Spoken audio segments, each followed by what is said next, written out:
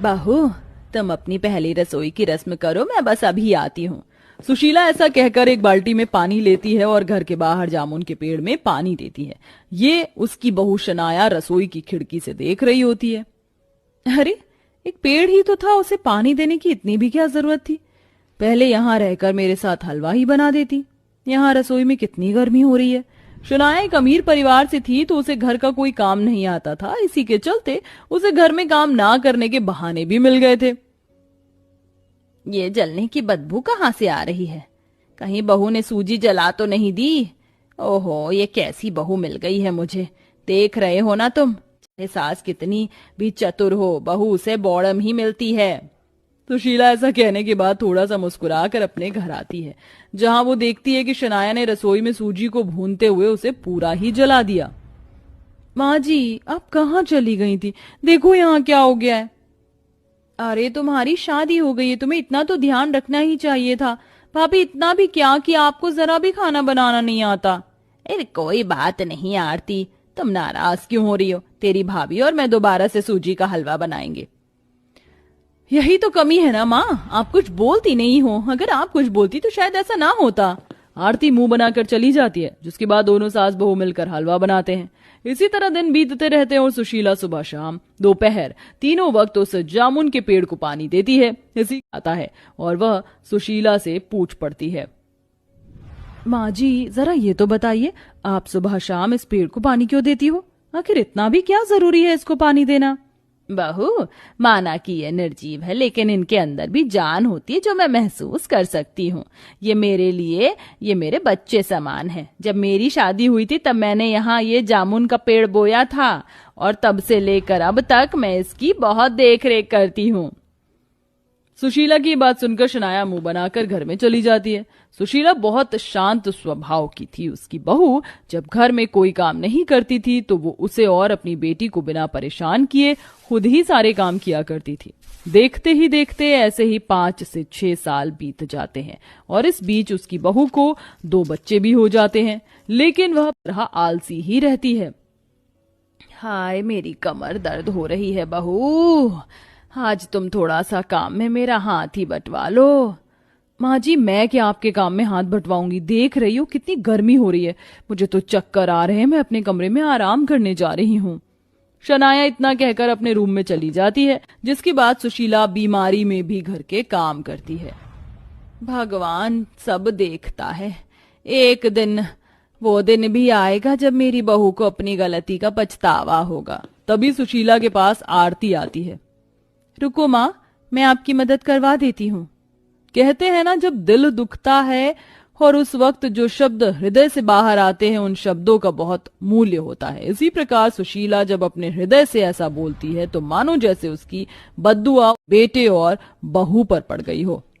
माँ, मेरी नौकरी छूट गई। माँ, बिजनेस में मुझे बहुत बड़ा लॉस भी हो गया है। कंपनी ने मुझसे सब कुछ छीन लिया, ऊपर से मैंने मार्केट से कर्जा उठाया था। अब हम लोग क्या करें माँ? हे भगवान, ये क्या हो गया? तभी सुशीला को चक्कर आते हैं और वो गिर जाती है। अरे, ये क्या माँ? माँ की तो तबीयत ही खराब है, इन्हें अस्पताल लेकर जाना होगा। भैया, मैं एम्बुलेंस को फोन करती हूँ। कुणाल और आरती अपनी माँ को हॉस्पिटल लेकर जाते हैं, जहाँ उसके चेकअप के बाद डॉक्टर कहते हैं, गर्मी में ज्यादा काम करने की वजह से इनकी ये हालत हुई है।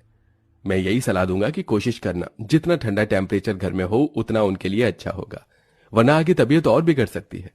एक तो कुणाल की नौकरी छूट गई थी, ऊपर से मार्केट से उठाया हुआ पैसा वो बिजनेस में लॉस में चला गया था और उसके ऊपर कर्जा था। वहीं उसकी दूसरी तरफ उसकी बीमार माँ, इसी के चलते अपनी माँ का इलाज और कर्ज चुकाने के लिए उसे अपना घर बेचना पड़ता है।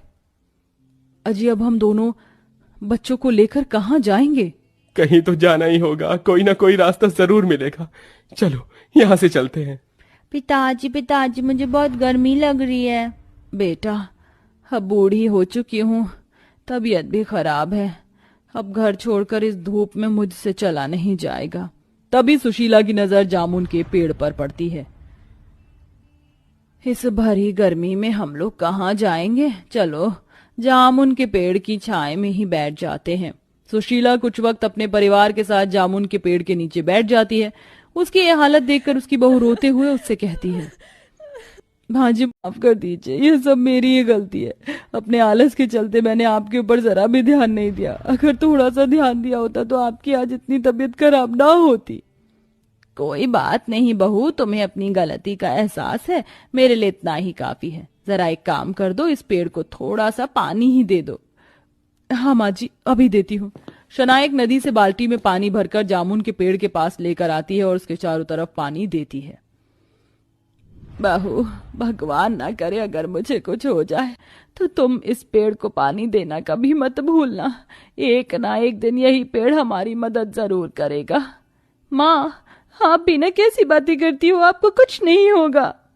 आरती इस तरह कहकर चुपचाप बैठ जाती है।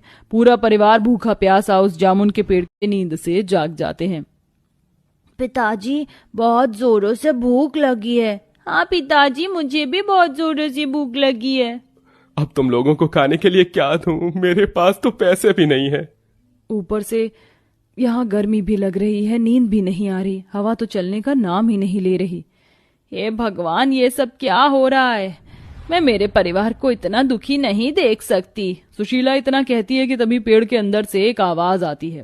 माँ, परेशान मत हो, मैं तुम्हारी मदद करूंगा। आवाज सुनते ही सभी हैरान रह जाते हैं। ये आवाज भूत, या जरूर कोई ना कोई भूत है। मुझे भी बहुत डर लग रहा है, तुम दोनों मेरे पास आ जाओ, कहीं कोई राक्षस तो नहीं है यहाँ। तभी सुशीला पेड़ को हाथ लगाकर कहती है, अगर मैं गलत नहीं हूं तो यह आवाज इस पेड़ से आ रही है। हाँ माँ, यह आवाज मेरी है। आपने बचपन से मुझे पाला पोसा, इतना बड़ा किया। आज आप इतनी परेशानी में हो तो मैं आपको भला परेशानी में कैसे देख सकता हूँ? मेरी आंखें कहीं धोखा तो नहीं खा रही? मुझे तो यकीन ही नहीं हो रहा कि एक पेड़ बात भी कर सकता है। हाँ भाभी माँ, मैं बात कर रहा हूँ, क्योंकि मैं कोई मामूली पेड़ नहीं, जादुई पेड़ हूँ। माँ की वजह से आज मैं इतना बड़ा हो पाया हूँ, वरना कुछ लोग तो मुझे बचपन में ही उखाड़ कर फेंकना चाहते थे, लेकिन माँ की वजह से आज मुझे कोई हिला भी नहीं सकता मेरी जगह से। और अब मैं आप लोगों की मदद करना चाहता हूँ। पेड़ के ऊपर से एक फुटबॉल जितना बड़ा जामुन निकलकर आता है। ये कोई मामूली जामुन नहीं है, ये एक जादुई जामुन है। इस जामुन को एक खाली स्थान पर रखना और उसके बाद इससे जो चाहिए वो मांग लेना, लेकिन याद रहे ये सिर्फ जामुन की ही चीज दे सकता है। जो भी मांगोगे वो जामुन का ही बनकर आएगा। बेटा, तुम्हारा बहुत बहुत शुक्रिया। मुझे तो यकीन नहीं होता कि तुमने मेरी मदद की। मैं आपका बेटा हूँ, आपकी मदद करना तो मेरा फर्ज है। इस तरह सुशीला और शनाया दोनों सास बहू मिलकर उस जादुई जामुन को एक खाली स्थान पर रख देते हैं, जिसके बाद वो दोनों हाथ जोड़कर कहते हैं, जादुई जामुन, हमें सर ढकने के लिए एक घर चाहिए जिससे हमारा रहने का कुछ ठिकाना हो जाए। देखते ही देखते वो जादुई जामुन अचानक से एक बड़े से आकार में आ जाता है और वो देखते ही देखते एक जामुन के घर में बदल जाता है। अरे बाप रे, इतना बड़ा जामुन का घर! मुझे भी इस जामुन से कुछ चाहिए। हटिए माँ, दादी मेरी बारी है जादुई जामुन, मुझे कूलर दे दे, मुझे बहुत गर्मी लग रही है। इतना कहते ही उनके सामने एक जामुन का बना कूलर भी आ जाता है। चलो बेटा, इसे अंदर लेकर चलते हैं। अब पूरा परिवार जामुन के घर के अंदर आ जाता है, जहां वे देखते हैं कि जामुन के घर में रहने की सभी सुख सुविधा होती है, लेकिन खाने का इंतजाम कुछ भी नहीं होता है। रहने की सुख सुविधा तो सभी हो गई, लेकिन हमारे पास खाने को कुछ नहीं है। पेट का क्या माँ जी? और कोई काम धंधा भी नहीं है। जब तक काम धंधा नहीं होगा तो खाने पीने का जुगाड़ कहाँ से होगा? घर से एक जामुन निकलकर फ्रिज में बदल जाती है और फ्रिज अचानक से खुल जाता है, जिसके अंदर खाने का भरपूर सामान होता है। अरे वाह, इसमें तो खाने का भरपूर सामान है। ये जामुन का फ्रिज तो कमाल का है। तभी आवाज आती है, कमाल नहीं, बहुत ज्यादा कमाल का है।